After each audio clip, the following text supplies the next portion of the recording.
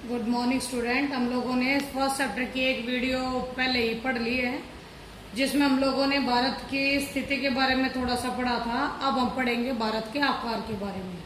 ठीक है बेटा, इसमें मैंने कुछ एक पॉइंट वो भी डाल दिए हैं जो आप लोगों को आगे किसी भी कॉम्पिटिटिव एग्जाम में अगर बैठोगे तो तुम लोगों को ये चीजें याद करनी पड़ेंगी। तो मैंने उसको अभी 11th के ही नोट्स में डाल दिया ताकि आप लोगों को आसानी रहे। अभी से पहले याद कर लोगे तो बाद में परेशानी कम होगी। ठीक है बेटा, चलिए हम लोग शुरू करते हैं। हम लोगों का है बेटा कि भारत के आकार ने इसे विशिष्ट भौतिक विविधता प्रदान की है। यानी जो भारत का आकार है, जो भारत का विशिष्ट आकार है, उसने वाकई में भारत को एक विशिष्टता प्रदान की है। ठीक है, विशिष्टता प्रदान की, जिसमें मैंने अलग अलग तरीके से आप लोगों को अलग अलग दिशाओं के बारे में बता रही हूँ। देखिए, उत्तर से दक्षिण में हमारे हर एक क्षेत्र में ऊंचे ऊंचे पर्वत हैं। ये सारा आपका पर्वतीय इलाका है, ऊंचे ऊंचे पर्वत हैं। गंगा जो यहाँ से निकल के चलती है आप लोगों की, ब्रह्मपुत्र जो कि चाइना से होता हुआ आपके अरुणाचल प्रदेश से यू टर्न मारता हुआ आपके असम में से निकलता हुआ बाद में बांग्लादेश तक पहुंचती है। गंगा आप लोगों की यहाँ बेटा आपके मानसरोवर झील वगैरह हैं, इन वाले इलाकों से आपकी गंगोत्री है बेटा। यहाँ इस गंगोत्री से निकलकर वो उत्तराखंड से यूपी से बिहार से थोड़ी झारखंड, पश्चिम बंगाल होती हुई वो भी बांग्लादेश पहुंच के यहाँ सुंदरवन का डेल्टा बनाती है। यानी यहाँ से निकलती हुई जो आपकी आती है वो गंगा है, और यहाँ से निकलती हुई मानसरोवर झील वगैरह से निकलती है, यहाँ से चाइना में बहती हुई भारत में अरुणाचल प्रदेश, असम और फिर बांग्लादेश में एंट्री करने के बाद गंगा से मिल जाती है ब्रह्मपुत्र नदी, और दोनों मिलकर यहाँ आप लोगों के बंगाल की खाड़ी यानी बे ऑफ बंगाल में गिरती हैं। दोनों सुंदरवन का डेल्टा बनाती है। ठीक है, विश्व का सबसे बड़ा डेल्टा है बेटा ये। इसके बाद महानदी है बेटा। महानदी आप लोगों के यहाँ उड़ीसा से निकल के जा रही है। आप लोगों की कृष्णा है, गोदावरी है, आप लोगों की कावेरी है। ये आप लोगों की तीनों दक्षिण भारत की नदियां हैं। ये बड़ी बड़ी नदियां हैं, वनाच्छादित यानी वनों से ढके हुए पहाड़ियां हैं। ठीक है, हमारे यहाँ मरुस्थल भी है, वनों से ढकी हुई पहाड़ियां बेटा आप लोगों के हर पहाड़ी इलाके में है, मध्य प्रदेश में भी है। और मरुस्थल यानी जहाँ पर आपकी मरुभूमि है, ये आप लोगों का राजस्थान का पश्चिमी हिस्सा है। पूरे राजस्थान में मरुस्थल नहीं है लाडो, इस चीज को थोड़ा ध्यान से पढ़ना। जो राजस्थान है उसके पश्चिमी हिस्से में ही मरुस्थल है केवल, जो कि पाकिस्तान की तरफ पड़ता है। ठीक है, मरुस्थलों में रेत का विस्तृत फैलाव है। ओके, यानी भारत के जो पूरा भारत है, इसमें आपके पर्वत भी हैं, इसमें आप लोगों की बड़ी बड़ी नदियां भी हैं, वनों से ढके हुई पहाड़ियां भी हैं, आप लोगों के मरुस्थल भी है। यानी भारत में हर एक तरह की विविधता विद्यमान है। अब ये स्पेशल कहता है उत्तर में हिमालय पर्वत है। उत्तर में हिमालय पर्वत है, सभी को पता है ये सारा हिमालय पर्वत वाला इलाका है। लेकिन एक चीज यहाँ पे ध्यान रखना बेटा, जो हिमालय का विस्तार है वो केवल यहीं पर नहीं है। हिमालय का विस्तार आप लोगों के यहाँ पूरा का पूरा कवर करता है। नेपाल वाला, तिब्बत वाला इलाका, ये सारा का सारा आप लोगों का इलाका जब आप लोगों के अरुणाचल प्रदेश तक हिमालय पहुंच जाता है तो यहाँ से तो वो उत्तर पूर्व की तरफ विस्तार है उसका, लेकिन अरुणाचल प्रदेश में आकर वो नीचे आप लोगों के दक्षिण की तरफ विस्तार हो जाता है। यानी जो आप लोगों के ये राज्य भी अगर यहाँ बसे हैं तो ये भी आप लोगों के हिमालय की ही निचली पहाड़ियों में बसे हुए, इसलिए ये सारे के सारे इलाके आप लोगों के अरुणाचल प्रदेश हुआ, असम हुआ, नागालैंड हुआ, मणिपुर हुआ, मिजोरम हुआ, त्रिपुरा, ये सारे के सारे उबड़ खाबड़ इलाकों में बसे हुए राज्य हैं। ठीक है, अब इसके बाद आता है बेटा उत्तर पश्चिम में हिंदू कुश है। उत्तर पश्चिम में हिंदू कुश व सुलेमान की श्रेणियां हैं। ठीक है, हिंदू कुश और सुलेमान की श्रेणियां। उत्तर पूर्व में पूर्वांचल पहाड़ियां, देखो बेटा नाम भी इतना जल्दी से याद हो जाएगा। उत्तर पूर्व में पूर्वांचल पहाड़ियां, यानी उत्तर पूर्व में है इसीलिए वो उसको पूर्वांचल पहाड़ियों का नाम दे रहे हैं।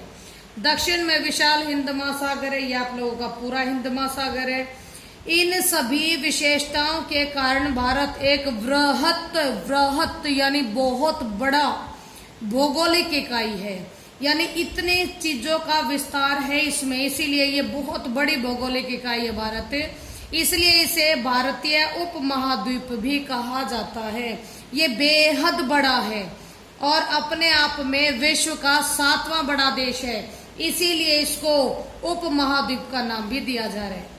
इसके बाद हमारा टॉपिक आता है बेटा हिमालय एक रक्षक के रूप में। ये जो हिमालय आप लोगों का प्रॉपर है, ये एक रक्षक का काम करता है, यानी बचाने वाले का काम करता है। जैसे कि भूतकाल से ही यानी पुराने समय से ही हिमालय अपनी अन्य श्रेणियों के साथ एक मजबूत भौतिक अवरोधक की भूमिका निभाता है। भौतिक यानी कि भौगोलिक दृष्टि से वो जो पूरा का पूरा अपनी बनावट के आधार पर अवरोधक यानी एक रुकावट की भूमिका निभाता है। रुकावट की भूमिका कैसे निभाता है वो सुनो। ये आप लोगों का भारत है, ठीक है, ये आप लोगों का चाइना है। चाइना के भी एक बहुत बड़े हिस्से में मध्य एशिया से यानी एशिया के मध्य पार्ट से जो बिल्कुल ठंडी हवाएं आती हैं, उन ठंडी हवाओं को हिमालय भारत में प्रवेश नहीं करने देता। अगर वे भारत में प्रवेश कर जाएं तो भारत का इलाका बेहद ठंडा रह जाएगा और यहाँ पर कृषि वगैरह संभव नहीं हो पाएगी। इसीलिए हिमालय को यहाँ पर रक्षक का नाम दिया गया है, ठीक है। अब ये आप लोगों के है, इसमें जो हिमालय है इसमें ये सारे दर्रे हैं बेटा, यानी रास्ते हैं, ये इनके नाम लिखे हुए हैं। खैबर, बोलन, शिपकिला, नाथुला और बोमडीला, ठीक है। ये कहता है ऐसे ही कुछ पहाड़ी दर्रों को छोड़कर इसे पार करना बेहद मुश्किल था। केवल ये दर्रे हैं जिनके माध्यम से हम हिमालय को पार कर सकते हैं। इसके अलावा हिमालय को पार करना बेहद मुश्किल है, ठीक है। ये दर्रों के नाम जरूर याद कर लेना बेटा, नाथुला दर्रा और आपका बोमडीला दर्रा काफी ज्यादा पूछा जाता है एग्जाम्स में। हिमालय पर्वत के कारण ही मध्य एशिया से आने वाली ठंडी हवाएं भारत में प्रवेश नहीं कर पाती, वो आपको बता ही दिया है। हिमालय पर्वत ने भारतीय उपमहाद्वीप को एक अद्वितीय पहचान प्रदान की है, क्योंकि जो हिमालय पर्वत है वो भारत का वाकई में एक ताज है। हिमालय पर्वत ने भारत को एक अद्वितीय यानी जिसकी कोई सहानी नहीं है, यानी ये अपने आप में अनोखा है, अद्वितीय पहचान प्रदान की है हिमालय ने भारत को, ठीक है। और बेटा इसमें नोट लिख के मैं हाईलाइट कर रही हूँ, क्योंकि ये जो आप लोगों की एक सेंटेंस है काफी इम्पोर्टेंट सा है, जो कि आप लोगों को जब भी आकार और स्थिति आए तो आपको ये ऐड करना ही करना है। क्या है आपका सेंटेंस? एक विविधताओं से भरा देश है भारत, जिसमें पर्वत हैं, पठार हैं, मैदान हैं, नदियां हैं, रेगिस्तान है, वह लंबी समुद्री तट भी है, लंबी समुद्री तट रेखा भी विद्यमान है। किसी एक देश में इतनी सारी विविधताएं एक साथ होना बेहद मुश्किल है, लेकिन भारत में ये सारी विविधताएं एक जगह पर मिलती हैं, ठीक है। भारत की संपूर्ण तट रेखा की लंबाई, संपूर्ण तट रेखा यानी यहाँ से ये और यहाँ से यहाँ तक आप लोगों की जो तटीय रेखा की लंबाई है वो लंबाई है 7,517 किलोमीटर, ठीक है बेटा, 7,517 किलोमीटर। इसके बाद हमारा नेक्स्ट टॉपिक आता है बेटा भारत एवं उसके पड़ोसी देश, ठीक है। भारत के साथ बहुत सारे पड़ोसी देश हैं, इसका मैं आप लोगों को मैप भी बताऊंगी साथ साथ। देखिएगा भारत, सबसे पहले तो हम इसके बारे में थोड़ा जानकारी लिखेंगे, क्योंकि डायरेक्ट तो हम लोग लिख नहीं सकते, क्योंकि हम लोगों को बेटा 11th की पढ़ाई पढ़नी है, मजाक नहीं करना। जैसे कि भारत एशिया महाद्वीप के दक्षिण मध्य भाग में स्थित है। अगर आप लोगों ने एशिया देखा है, एशिया अगर देखा तो एशिया के यहाँ आकर भारत है। ऐसा नहीं है कि भारत सबसे लास्ट में, नहीं, भारत के नीचे भी आप लोगों का श्रीलंका यहाँ है, मालदीव भी यहाँ है, ठीक है। वर्ल्ड के मैप में आप लोगों को मैंने सिखा रखा, उस वीडियो से बहुत अच्छे से भारत को देखना बेटा। देखिएगा भारत एशिया महाद्वीप के दक्षिण मध्य भाग में स्थित है और बंगाल की खाड़ी और अरब सागर के रूप में विस्तृत इसकी दोनों भुजाएं हिंद महासागर के साथ लगती हुई सीमा बनाती हैं। प्रायद्वीपीय शब्द आ गया ना। प्रायद्वीपीय शब्द का मीनिंग था कि तीन ओर से पानी से घिरे होना। ठीक है, प्रायद्वीपीय भारत की इस सामुद्रिक स्थिति की वजह से, यानी समुद्र के साथ लगती हुई स्थिति की वजह से ही भारत समुद्री व वायु मार्गों द्वारा अपने पड़ोसी देशों से जुड़ा हुआ है। ठीक है, पानी से लगती हुई सीमा रेखा है, तो हम लोग जल के माध्यम से अपने पड़ोसियों से जुड़े हैं। इसके अलावा भारत में अंतर्राष्ट्रीय वायु पतन भी जगह जगह है, यहाँ पर भी है, दक्षिण भारत में भी है। तो वायु के माध्यम से और जल के मार्ग से, दोनों ही तरीकों से भारत अपने पड़ोसी देशों से जुड़ा है। अब भारत के पड़ोसी देश है बेटा, यहाँ पर मैंने 8 के नाम लिख के दिए तुम्हें। पाकिस्तान है, अफगानिस्तान है, चीन है, भूटान है, नेपाल है, म्यांमार है, श्रीलंका है, मालदीव है। ये मैं आप लोगों को बताने का कष्ट जरूर करूंगी। आप लोगों का देखो बेटा, ये भारत और उसके पड़ोसी देश है, जो मैंने आप लोगों को दिखाया वो यहाँ पर भी भरा है। जैसे कि ये भारत है, भारत के साथ लगता हुआ पाकिस्तान है, पाकिस्तान के ऊपर अफगानिस्तान है। ठीक है, इधर की तरफ ये चीन है, यहाँ आप लोगों का नेपाल है, बीच में ये सिक्किम छोटा सा इलाका छोड़ दिया जाए तो आगे जाकर आप लोगों का भूटान है। ये नीचे जिसको आप लोग छोटा भारत भी कहते हैं क्योंकि शेप थोड़ी भारत जैसी है इसकी, ये बांग्लादेश है। और हमारे इन पूर्वी राज्यों से लगता हुआ जो देश है वो म्यांमार है, जिसको पहले हम लोग बर्मा के नाम से जानते थे। ठीक है, अब भारत के दक्षिण में आ जाओ, यहाँ श्रीलंका है बेटा। ये आपके मैप का हिस्सा थोड़ा छोटा था, लेकिन मैंने फिर भी इसको दिखाने के लिए आप लोगों को थोड़ा पॉइंट बनाकर लिख दिया है, मालदीव। यानी श्रीलंका से तो काफी नीचे की तरफ जाकर मिलता है मालदीव, लेकिन इतना है कि भारत के पड़ोसी देश हैं, इसीलिए हम लोग इस मालदीव को भी साथ साथ पढ़ते हैं। ठीक है, भारत और उसके पड़ोसी देशों के बीच अंतर्राष्ट्रीय सीमा रेखाएं कुछ, जिनके नाम आप लोगों को यहाँ दे रखे हैं, याद करने हैं जरूर। ये जीके के क्वेश्चन भी बनते हैं, आप लोगों को भी विभिन्न तरह के एग्जाम्स में भी आते हैं, और बेटा 11th के एग्जाम्स में मैं भी आप लोगों से पूछूंगी। भारत और पाकिस्तान के बीच में जो अंतर्राष्ट्रीय सीमा रेखा है उसका नाम है रेड क्लिफ। ठीक है, भारत और चीन के बीच में जो सीमा रेखा है वो मैकमोहन सीमा रेखा है। भारत और श्रीलंका, ये दोनों मन्नार की खाड़ी और पाक जल संधि, इन दो के द्वारा अलग हुए।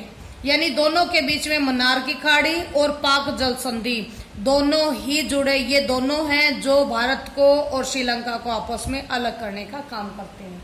यहाँ बेटा आप लोगों का चैप्टर खत्म हो जाता है, लेकिन इसके अलावा मैं थोड़ा सा पार्ट आप लोगों को आगे कराना चाहूंगी, ताकि आप लोगों को आगे चल के जब आप कॉम्पिटिटिव एग्जाम की तैयारी करो तो आप लोगों को बहुत दिक्कत का सामना ना करना पड़े, इसलिए थोड़ा एक्स्ट्रा कराते हैं। जिसमें एक्स्ट्रा में मैंने आप लोगों को विभिन्न राज्यों में जिलों की संख्या बताने का काम किया है।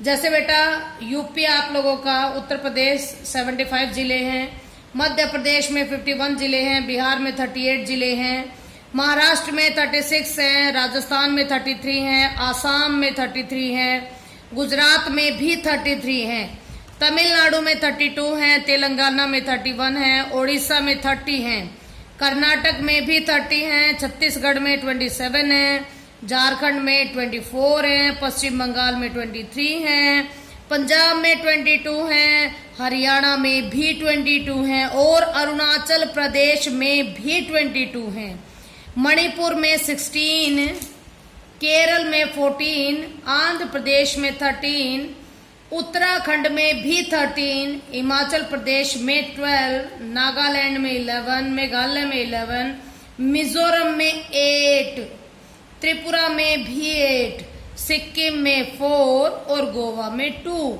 ये आप लोगों के पास जिले हैं। ठीक है, और ये तो थे आप लोगों के सभी राज्य जो कि 28 हैं, लेकिन जो 9 केंद्र शासित प्रदेश है इनमें भी जिलों की संख्या अलग अलग है। जैसे जम्मू कश्मीर में 22 हैं, लद्दाख में केवल 2 हैं, अंडमान निकोबार द्वीप समूह में 3 हैं, चंडीगढ़ में केवल 1 है, दमन एवं दीव में 2 हैं, लक्षद्वीप में 1 है, दिल्ली में 11 हैं, याद रखना, आप जिस दिल्ली में रह रहे हो उसमें 11 जिले हैं, पुडुचेरी में 4 हैं, दादरा एंड नगर हवेली में भी केवल 1 है। ठीक है, इसके बाद कुछ छोटी सी दृष्टि में आप लोगों को थोड़ा सा पढ़ाने की कोशिश की गई है, जो 1 मार्क्स के हिसाब से काफी इंपॉर्टेंट है। जैसे भारत में कुल जिले 747 हैं। ठीक है, भारत का सबसे बड़ा राज्य जनसंख्या की दृष्टि से उत्तर प्रदेश है और क्षेत्रफल की दृष्टि से राजस्थान है। क्लियर है? जनसंख्या यानी जनसंख्या ज्यादा निवास करती है, तकरीबन 22 करोड़ लोग अकेले यूपी में रहते हैं। लेकिन क्षेत्रफल यानी कि एरिया वाइज राजस्थान सबसे बड़ा है। भारत का सबसे छोटा राज्य है, जनसंख्या से देखा जाए तो सिक्किम है और एरिया वाइज देखा जाए तो गोवा है। भारत का सबसे बड़ा केंद्र शासित प्रदेश यानी कि यूनियन टेरिटरी, सबसे बड़ा जनसंख्या के मामले में दिल्ली है और क्षेत्रफल के मामले में अंडमान और निकोबार द्वीप समूह है। ठीक है बेटा, भारत का सबसे छोटा केंद्र शासित प्रदेश, छोटा जनसंख्या की दृष्टि से लक्षद्वीप है और क्षेत्रफल की दृष्टि से कहा जाए तो वो भी लक्षद्वीप ही है। ओके, यहाँ आप लोगों का बेटा चैप्टर फिनिश हो जाता है। फर्स्ट चैप्टर आप लोगों का कंप्लीट हो गया है। इसमें मैं आप लोगों को एक मैप और दूंगी थोड़े से, जिसमें कर्क रेखा वगैरह का होगा डिटेल आप लोगों को, क्योंकि वो भी मुझे याद कराना आपको। ठीक है, वो नेक्स्ट वीडियो में करेंगे। Thank you very much.